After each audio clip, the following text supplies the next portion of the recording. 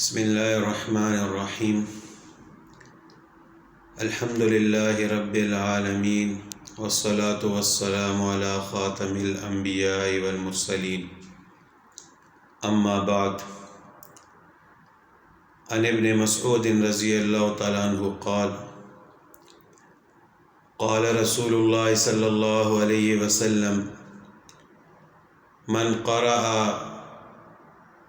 سورة الواقعة كل ليلة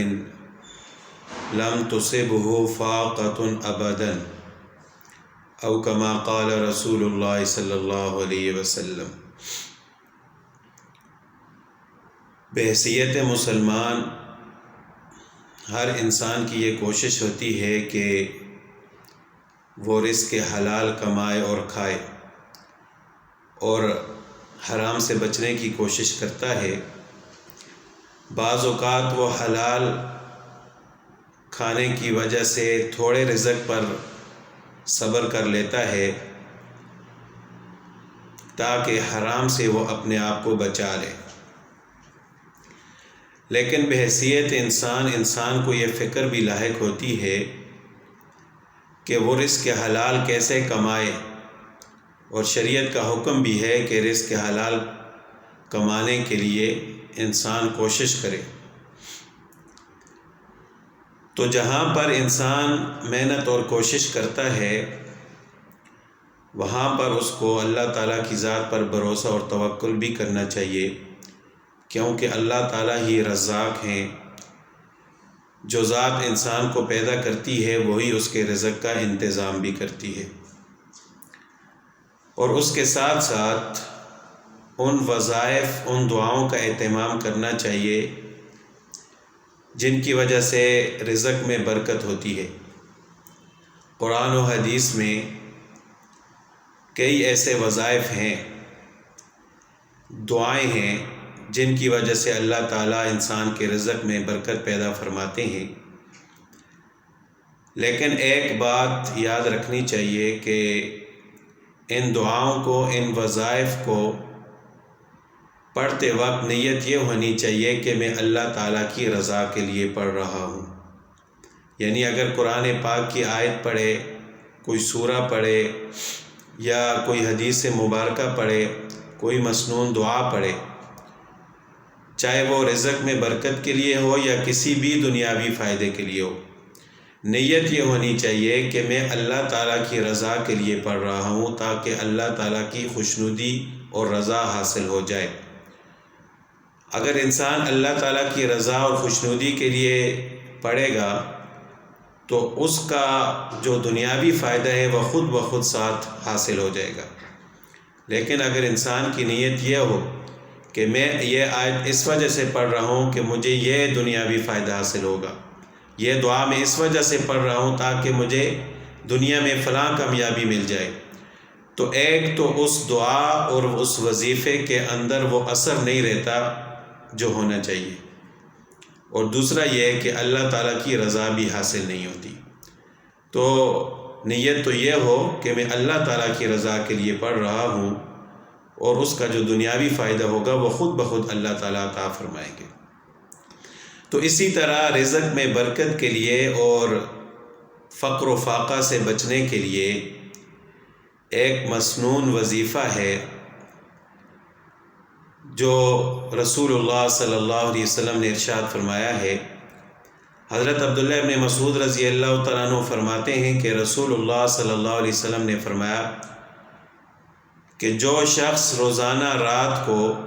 سورہ واقعہ کی تلاوت کرے گا اللہ تعالیٰ اس کو فقر و فاقہ سے محفوظ فرمائیں گے، وہ مرتے دم تک فقر و فاقہ میں مبتلا نہیں ہوگا۔ اسی وجہ سے حضرت عبداللہ ابن مسعود رضی اللہ تعالیٰ عنہ اپنی بیٹیوں کو یہ حکم فرمایا کرتے تھے کہ وہ روزانہ اس سورہ کی تلاوت کیا کریں، اور یہ سورہ 27ویں پارے میں سورہ رحمان کے فوراً بعد شروع ہوتی ہے، 3 رکوع کی سورہ ہے، اور اس کے پڑھنے میں تقریباً 10 منٹ لگ جاتے ہیں۔ تو ہر انسان کو کوشش کرنی چاہیے کہ وہ اللہ تعالیٰ کی رضا کے لیے روزانہ اس سورہ کو پڑھے، تو اس کے ساتھ ساتھ اللہ تعالیٰ اس شخص کے رزق میں بھی برکت عطا فرمائیں گے۔ حضرت عبداللہ ابن مسعود رضی اللہ تعالیٰ عنہ کے بارے میں آتا ہے کہ وہ مرض الوفات میں تھے، تو حضرت عثمان غنی رضی اللہ تعالیٰ عنہ ان کی عیادت کے لیے گئے تو ان سے فرمایا کہ ما تشتکی، آپ کو کیا تکلیف ہے؟ حضرت عبداللہ ابن مسعود رضی اللہ تعالیٰ عنہ نے فرمایا کہ ذنوبی، مجھے میرے گناہوں کی تکلیف ہے۔ پھر حضرت عثمان رضی اللہ تعالیٰ عنہ نے فرمایا کہ ما تشتہی،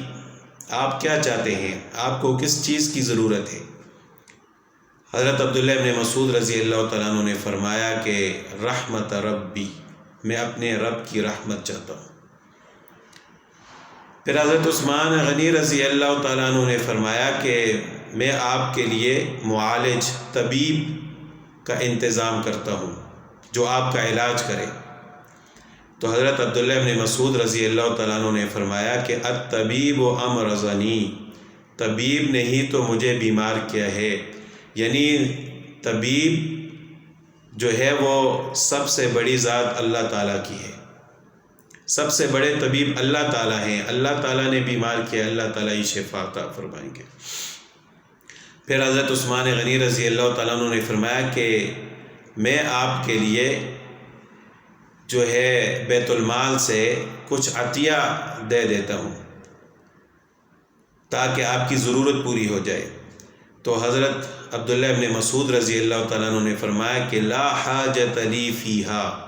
مجھے اس کی کوئی ضرورت نہیں ہے۔